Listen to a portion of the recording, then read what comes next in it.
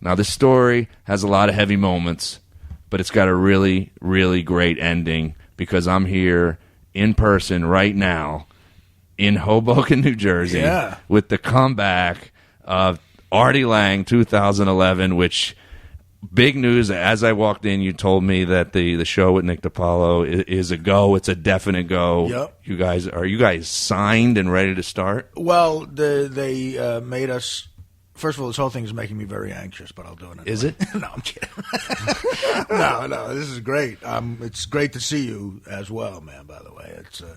And you should know this, that after a bunch of therapy, my therapist has suggested that helping people, that bullshit should stop.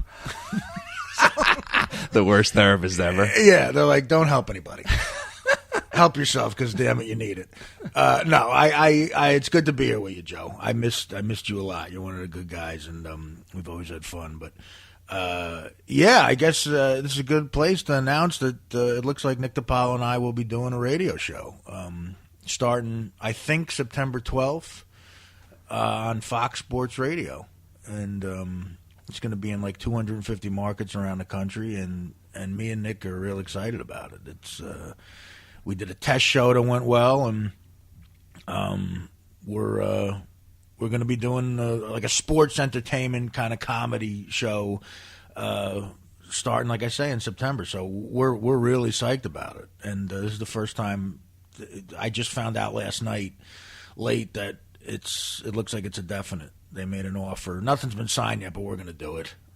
It's either, this is a bad negotiating tactic, but it's either this or opening a landscaping business for me at this point.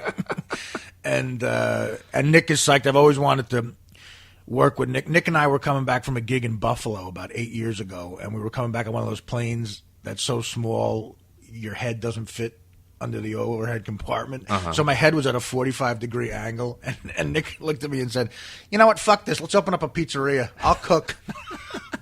And I thought that was the greatest idea ever. So I've been wanting to do anything with Nick for a long time. So a radio show is... They may even put the radio show in a pizzeria.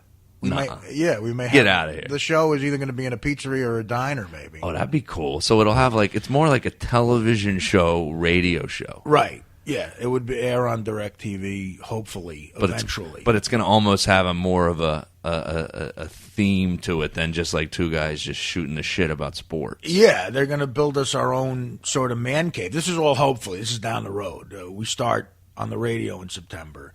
And if it goes well enough, DirecTV hopefully will pick it up, and they want to build a studio in a diner or a pizzeria. A fake one, or really you go into this diner? That hasn't been decided yet, but right now they want it to be a real diner or a real pizzeria where there's commerce going on.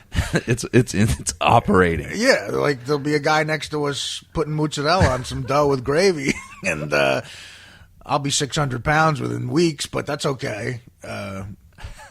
Since I've been clean and sober, I've been eating and drinking and a lot of coffee and smoking a lot, so that's fine. I just got to find a place where you could smoke inside. But this is all you could pay off a fire guy. It's all right. So you can't go. 3 hours of radio. You can go outside and smoke. Yeah, you have breaks, right? Yeah, we'll have breaks. I can go without the smoking. It's just I need my coffee now. Well, it's funny because you were on the Dan Patrick show talking. Oh, there's Artie's phone. He's blowing up. This is my phone. Is that your agent? No, it's not. It's probably my mother. Is it? It's either my mother or my agent. And they both make meatballs, and one of them sucks at it. This is fun, actually, seeing behind the scenes of how Artie blows people off. Oh, my phone doesn't work. 9 different phones. Wait a minute. That was another sign, by the way, that I knew Artie was in a good place, because I called and he answered. 3 times in a week. I was like, holy shit, Artie's back. He just answered. Yeah, I answered the phone. And it wasn't it was actually was like, hey. I was like, did he just say hey and upbeat? Somehow I think 11 in the morning to you is a normal 6 at night. Yeah, you get other people. Or I just did reverse for that joke. That's why I'm not famous, everybody. I meant 2 in the morning. Yeah, People would always tell me you get other people's perspective on you when you come out of the 25-year days I was in. They go, yeah, you always sound tired. I'm like, I do. I really think. I think when I used to answer the phone, yeah, what's up? I think I'm sounding upbeat, but Christ. I'm sorry with this phone. I'm just going to... hang on a minute. I'm not editing any of this out. I'm leaving all of it. You can even take the call if you want. Hello? I don't care. Hey, what's up? Let me call you back, all right? Okay. All right, bye. That's a girl I'm dating. That's what I figured. Yeah. We'll get to that later, because the last time I saw you, the year and a half ago, you were dating somebody, and I haven't asked you about that, but I was guessing that ended. Right, yeah. A lot ended. That ended? A lot ended. Well, it's not ended. She's actually a very good person. Well, yeah, she was very sweet. Yeah, very sweet, and there's a lot of complications. You don't have to say anything. There's a lot of complications in my life right now. Yeah. By the way, also, folks that are listening out there in Fixing Joe Land, is there's going to be some topics that he wants to save for the Howard Stern show, which I totally told him that's fine. You know, I'm a huge Howard fan. My wife and I both listen. We understand that when you tell all the details to your story, or if you don't ever want to tell it. I mean, what I also wanted to ask you is, having a sports talk radio show, does that make you feel safer that you go, I don't have to say anything about something weird I did last night. I can just talk sports and let it flow. I don't have to expose myself every day. Well, I don't.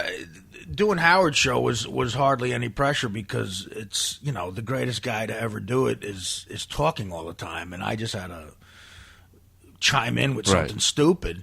And a lot of that was stories, because my life was so crazy at the time, you know, being on the road and everything. A lot of chiming in was stories about being crazy. This time, there's a built-in component of sports there, and I love sports, so we can elaborate on that as much as we want. And that's exciting to me, because whenever there's a sports story out, I'll watch SportsCenter, or like I just watched the All-Star game, and I was wishing we were on the air to talk about it, because you start to think, that would be an angle to discuss on the show. Like, now something that aggravates me about sports is everybody tries so hard to be like this maniac person, like the new John Kruk. People want the relievers come in and they slide and they start growing beards now and everything. Everything seems so pushed now to me. When in the 70s and 80s it wasn't. Like, people were really crazy. Like, that's the worst thing about show business now is